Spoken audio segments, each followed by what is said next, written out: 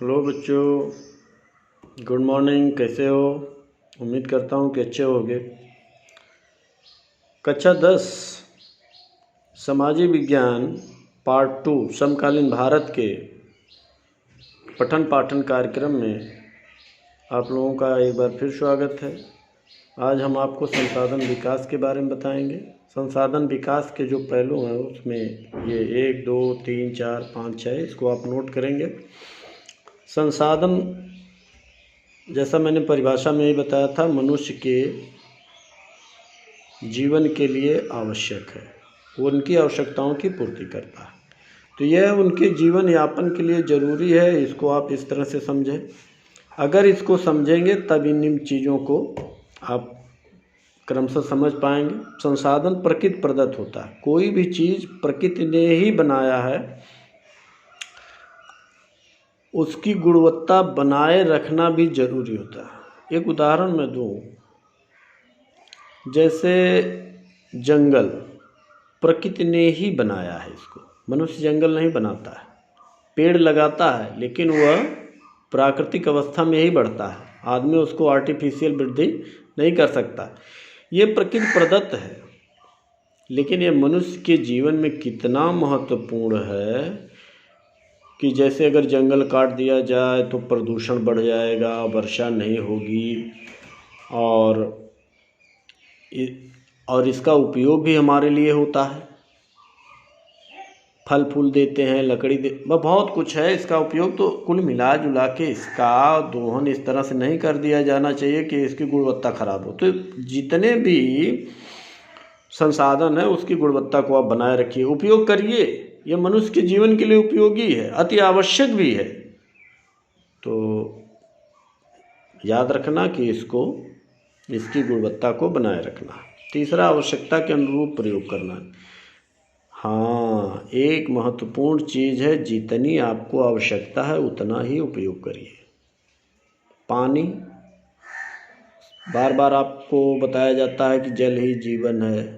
जितना पानी आपको चाहिए उतना उपयोग करिए, फिर पानी को सही सलामत रखिए, उसको बचा के रखिए, ताकि भविष्य में जो आने वाली पीढ़ियाँ उनका भी कल्याण हो। अरे आप ही सब उसको बर्बाद कर देंगे तो आगे की पीढ़ी क्या होगी? क्योंकि 1% से भी कम जल मानव के उपयोग हेतु इस पृथ्वी पर मिलता है।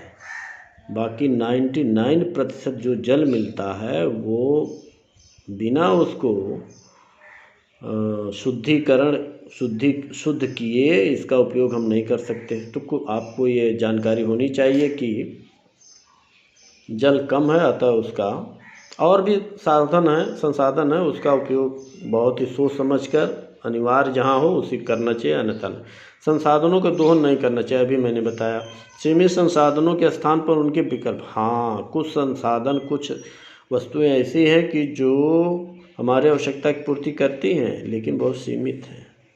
जहाँ तक संभव हो अगर इनके विकल्पों का प्रयोग करें, जैसे इनके स्थान पर कोई चीज़, जैसे सोना है, सोना नहीं मिल रहा है तो लोग क्या बना दें? Roll gold.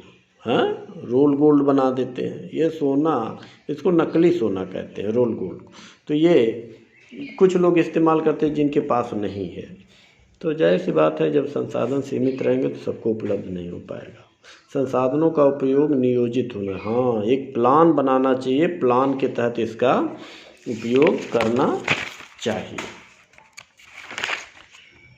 आगे है सतत पोषणी विकास। सतत पोषणी विकास किसको कहते हैं? सतत पोषणी आर्थिक विकास का अभिप्राय यह है कि पर्यावरण को बिना क्षति पहुँचाए विकास किया जाए।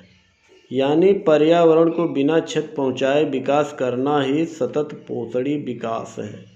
इसमें क्या होता है? भविष्य की पीढ़ियों की आवश्यकता की अवहेलना नहीं कर सकते। अभी मैंने बताया पीछे नियोजन में कि विकास में कि आप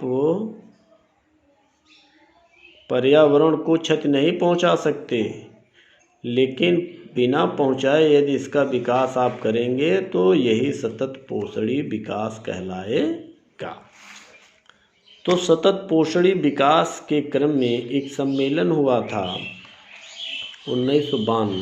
पहला सम्मेलन हुआ था पर्यावरण सुरक्षा पे, जलवायु परिवर्तन पे। कहाँ हुआ था? ब्राज़ील में।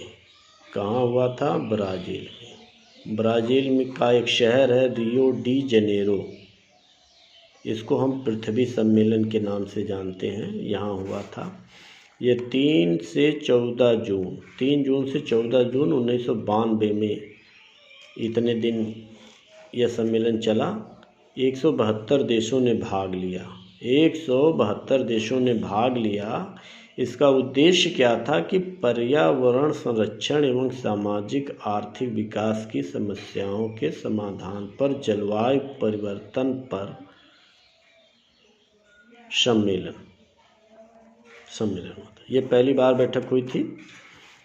तो पर्यावरण संरक्षण है, सामाजिक आर्थिक विकास भी देखा गया, इनकी समस्याएं क्या हैं इनको भी देखा गया, उनके समाधान पे जोर दिया गया। वही चीज़ बिना क्षति पहुंचाए विकास। ठीक, तो इसमें जो 172 देशों ने भाग लिया उसमें एक चीज़ बता दें कि जो ये सतत पोषणी विकास की अवधारणा 1987 में ब्रुंटस लैंड एक जलवायु वैज्ञानिक हैं, उन्होंने अपनी आयोग की एक रिपोर्ट तैयार की थी। उनका एक आयोग बनाया गया था, वो उसके अध्यक्ष थे। उन्होंने एक रिपोर्ट तैयार की तो उसमें जो है संसाधन विकास और संरक्षण पर दी गई जो उनकी एक रिपोर्ट थी, उसमें उन्होंने इस शब्द का इस्तेमाल किया था जिसको हम सतत पोषणी विकास कहते हैं। तो इसमें जो 172 देश का जो निष्कर्ष ये सम्मेलन का निकला वो एजेंडा 21 बनाया गया। एजेंडा 21 में भूमंडलीय सतत पोषणी विकास की कार्यसूची बनाई गई, जिस पर सभी देशों को एजेंडा बनाने के लिए कहा गया था। ये कार्यसूची बनाई गई, उसमें ये सारे देशों को, मैंने 172 देशों को ये कहा गया कि इस एजेंडा पर, मतलब ये जो सूची बनाई गई, जो कार्यक्रम निर्धारित किए गए हैं सभी देशों को, इस पर बात करेंगे। तो ये था। अब अगला चीज़ है संसाधन नियोजन। नियोजन का मतलब है संसाधनों का मांग के अनुसार सदुपयोग करने की तकनीक को संसाधन नियोजन कहते हैं। क्या बात है, बहुत अच्छी इसकी परिभाषा मैंने बताया आपको। संसाधनों का मांग के अनुसार सदुपयोग, यहाँ देखिए सदुपयोग है, बर्बादी नहीं है, मांग के अनुसार है। मांग के अनुसार उसका सदुपयोग जो करने की कला है उसको संसाधन नियोजन कहते हैं। अर्थात किसी भी संसाधन का विवेकपूर्ण, इसमें विवेकपूर्ण उपयोग करना होता है, बर्बाद नहीं करना। तो नियोजन के मुख्य बिंदु क्या है? संसाधनों को जहाँ आवश्यक हो वहीं उपयोग किया जाए, जाहिर सी बात है। संसाधनों का सही सदुपयोग हो, संसाधनों का उपयोग विवेकपूर्ण हो, संसाधनों के विकल्पों का उपयोग अति आवश्यक है, अनावश्यक वस्तुओं की बर्बादी नहीं होनी चाहिए, सीमित संसाधनों का उपयोग कम होना चाहिए। अभी भी मैंने बताया संसाधनों की सूची सर्वेक्षण, संसाधनों की एक सूची बनाया जाए, उनका सर्वेक्षण किया जाए, उनकी मात्रा का आकलन होना जरूरी है, जिससे उसका भविष्य में उपयोग सुनिश्चित हो सके। संस्थागत नियोजन का ढांचा जरूरी है। जाहिर सी बात है, जो संस्थागत नियोजन है जिसको सरकार निर्धारित करती है, ये इसका ढांचा जरूरी है कि संसाधनों का उनकी मात्रा के अनुसार किस तरह से विकास किया जाएगा। संसाधनों का मानचित्रण भी आवश्यक है, कहाँ कौन मिलता है। हर जगह हर संसाधन नहीं मिलता है, इसलिए इसका मानचित्रण आवश्यक है। संसाधन विकास की योजनाओं तथा राष्ट्रीय विकास योजना में समन्वय जरूरी। जो राष्ट्र किसी देश के विकास की जो योजना होती है, जो विकास का ढांचा होता है उसमें, तथा संसाधन विकास की जो योजनाएं बनाई जाती हैं उनमें समन्वय स्थापित होगा, तभी संसाधन नियोजन सफल होगा।